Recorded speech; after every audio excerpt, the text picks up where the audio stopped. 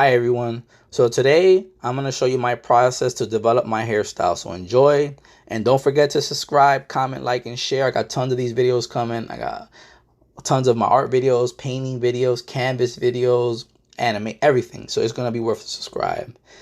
So right now I'm going to be working on the face, but I'm not going to finish this piece just because I do these every other day. I sketch 3 or 4 times a day. So I'm not going to really finish it. I'm just going to show how I do the hairstyle, but I want to put a face to it. So right now I'm working on the eyes, and I have tons of videos explaining, how to develop style. And once again, I'll say it, to develop your style is just being different. Like if you want to, you can do your eyes a certain way. Like if you see people that have a really cool style, they don't do the eyes like normal people do, or they'll do their eyes like in different colors, like neon yellow and green, which is what I've been doing in the past. You have people that do their eyebrows differently.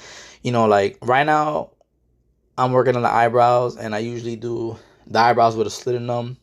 And the reason why I do that is because it's a cultural thing, is what I grew up around. So, I implement that in my work. And it's the same thing when you're doing eyelashes. Right now, I can leave these eyelashes thick, black solid lines, but I also add some little feathering in there to give the illusion of eyelashes. But you don't have to do that, right? That's someone's style. Not having the eyelashes, that's a style. Having eyelashes is a style. But if you wanted to do curly eyelashes, like the letter S on the top, that's something different, and it would stand out, and that would be your style. It's just doing things differently. Look at the way we were dressing in the 50s, the 60s, the 70s, the 80s, the 90s. If you were to try to dress in the 50s like someone from today, they look at you like you're crazy, right? And that's what style is, right? So style is just doing things differently, and that's the way I develop my hairstyle. I want to do something different. It only makes sense to me. It's what I like to do. And I want to show my process, because then you being an artist, right, that's watching this video, most likely is going to be artists that want to improve their technique. You can implement this in your artwork, right? I do this with paintings. I do this hairstyle, and when it comes to inking like this. And to say that it's easier to ink on paper than it is on canvas, it just depends. I like doing these on canvas just because I can correct the lines easier with paint. When you're using, Sharpie on paper, if you make a mistake, you can't really correct it. I mean, let me take that back. You can correct it with a white, marker, but then you have like the different textures, like the paper and the marker, and I don't like that. I like the paper to look like an ink process, right? It's just paper and ink, nothing else. But if I'm doing canvas, I have the paint. So here you see me working on the eyes. This is a generic face. This is nothing, out of the ordinary. Just building my lines here. And that's something I also recommend, to the artists out there.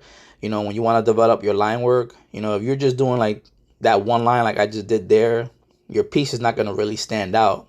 You have to really build these lines, and you just build them as you go. You could build them right now, or you could build them at the end. I like just laying these basic lines in the beginning, and then I like to build the lines at the end, just because once the piece is done, I like to put it all together, right, to match the lines that I have around. So right now I'm working on the inner of the eye, the iris. And like I said, you can do this however way you want. You could, instead of having a circle, like I'm doing a little cutoff, you can do her eyes that look like stars, right? So all your characters can have a star eye.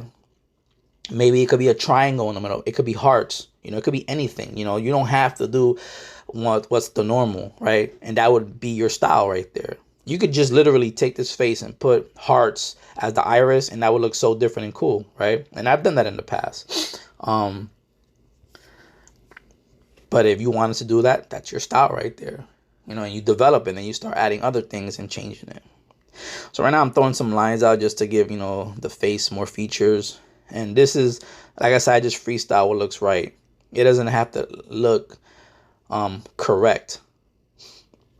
Because you're going to have people say, oh, well, the lower part of the eye doesn't look like that. The upper eyebrow doesn't look like that, and it just the way I do my art. And art to me is freedom to create whatever you want. So once I finish this face, we'll get started on the hairstyle, and I'll explain to you, through process how I'm doing it. Right now I'm doing some little eyelashes, give it some depth. And when I do my hairstyling, I use Sharpie. And it doesn't matter if I use a Sharpie, it doesn't matter if I use paint marker, you'll still get the same, I will still achieve the same effect. The only reason I use a Sharpie is just because they're cheaper. I buy a box of, I think it's like 12 Sharpies for like $5 on Amazon now. And they last quite a bit. But I don't like using my paint markers because those run out. Like one black paint marker of like Posca or Multilau is like $5 or $6. So, I save those. So right now I have some little sketching, I guess, of where I want to throw my lines. And this is freestyle. I never say, hey, it's gonna be this, it's gonna be that. I don't complicate myself. I want to change the hairstyles all the time. I don't want to be doing the same thing. So I just throw a few lines down, and then from there I just go with the flow. Like I said I made a video on my magician, which is my hand, and I have a character. And then, like I said, he goes into control. My hand is the magician right now, and it's in control. And I just go with the flow. So right now what I'm doing is that I have a way of doing my lines where I do it in a triangle. So you can see, like, I make the top of the triangle, the pyramid, really dark. And then the outside, the lines are open, right? So you can see like the flow of the hair. And a lot of the stuff doesn't look correct. It looks like the lines, but see, I'll correct it here. I'll come back and then I'll make the line look clean, right? So right here, I'm just freestyling. I'm coming down. I'm starting from the top as a pyramid and coming down, developing like a triangle. And then you see, I just feather it in. And depending on how close I'll get, you'll start to see the fade in the lines. Same thing here. I just feather up, triangle, and then I curve it out. So I'm gonna do another triangle, and then, keep the lines on the top together and then feather it out. And then the line depth and where, there's gaps in between, that's just freestyle. I don't complicate myself. I'm not too worried about it looking right, because at the end, it just comes together. It's just hair. But I also do this when I do my line work for faces and the body. So here I'm on the top, trying to build this line, make it really thick, come in, curve it. So right here I'm following the bottom line, and then I curve it in. And remember, I've been doing this for a while, so it's going to come natural to me. But in the beginning, if you try to do this similar kind of technique and it doesn't look the same, like, don't get frustrated, guys. It takes time. It's not going to happen in one day. But if you use this technique, the triangle on top, and then, keep all the lines together and feather it out, after a while, you'll develop it, right? And then you'll develop your flow. This is the reason why I don't, if you look at normal hair, whether you're drawing a guy or a girl, a lot of people, what they try to do is they try to finish the hair from the start. Like, they get boundaries. Like, I don't have boundaries in my hair. Like, when I'm drawing my paintings, check out my videos, or I'm doing anything, there is no boundaries. That's why I say art is freedom.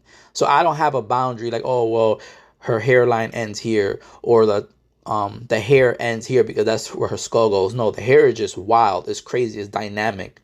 And there's a reason for why I do the hair like that. So just watch my videos and you'll get a better explanation of why in the Land of Fas, my female characters, right, which have women features, or which I call the facets, why they have their hairstyle, and you'll see. So I don't want to give it away in this video, so you guys can enjoy exploring the Land of Fas. So here I go. Now, when I hit this hair, I'm doing it from a different angle. And you're going to see when you do that, that gives it a different depth. So when you stand back, it just has like this, like, I don't know, this really cool style where see how it looks like it's fading in, and it's really not, but it's just that thick black line that gives it that illusion. So this is, I think, what size is this paper? I think it's 8 by 10. I've done pieces that are 18 by 24-inch pieces of paper, and man, I'll just sit down after I finish a piece and it's so trippy. I'm like, man, I get lost in the lines. Like, I feel like I'm getting lost in the hair. And that's why I like doing it like that. No boundaries, right? You shouldn't have any boundaries when you're creating hair. That's why I like this dynamic style. That's what I call it. So right now I'm correcting the top of her head just because the lines were bleeding in. And as I said, this is on paper, so I can't really fix these lines. But if it was a painting and it was coming in, I wouldn't matter. And when I'm doing a painting, it's the same thing. I just use a brush and black ink. And I did tattooing for a few years, but I never really got into it just because I was getting lower back pain. I still have lower back pain. And, you know, sitting for hours on the end. So if you're wanting to get into like the whole tattoo game and, you know, develop your line work and develop your you know, the pressure on your hand and, you know, following lines, this technique is really good because it helps you focus on throwing out lines and not making mistakes, and you just develop that habit over time. So right now I'm working on the top of her head, and like I said, here there's no boundaries. I just keep going. If I had more paper, you know, I flow it out even more, but it's only 8 by 10 and it cuts off. And that's the reason why I have that sheet on the bottom so I don't mess up my white table. I'm in my office right now. So in my studio, like all my tables have all the lines that go off the paper. So I'm trying not to mess up my workspace.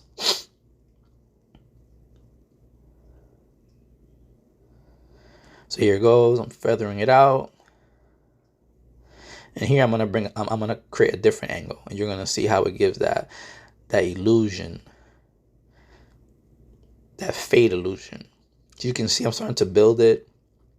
You can see all the fades, and that comes from starting at the top and coming down. So now I'm not working on a triangle, I guess, line throughout. I just made that up. So now I'm working on curves, but these are more like rectangle or square, where I start off from flat and go out. And the other one, I was doing more of a triangle where all the lines were together. Here the lines are separated, and the reason for that is because of the lines that already built up previously. So here I'm just gonna curve it in, and then I'm gonna come in from the inside.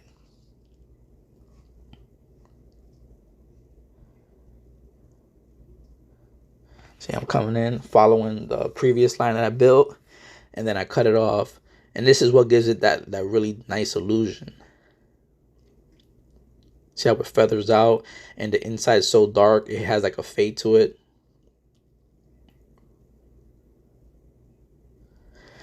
So yeah, guys, I hope you enjoy the video. I really enjoy making these videos, helping other artists out.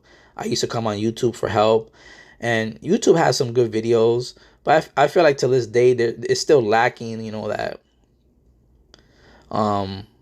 that original style of artists explaining their technique. Like if you want to learn how to portrait paint, pretty much everyone does the same thing. They all went to the art school. They have like that same kind of like style. They do everything the same. There's nothing unique about it. They all do the same flat brush. They all have that same unique look. But there's very few people that have an original style that are willing to share their secrets. And that's what really creates the best art. That's why I'm sharing it. So here it is, guys. It's done. I could keep going with this, but as I said, I'm not going to finish this piece. I just wanted to give a small video walking through you guys the process.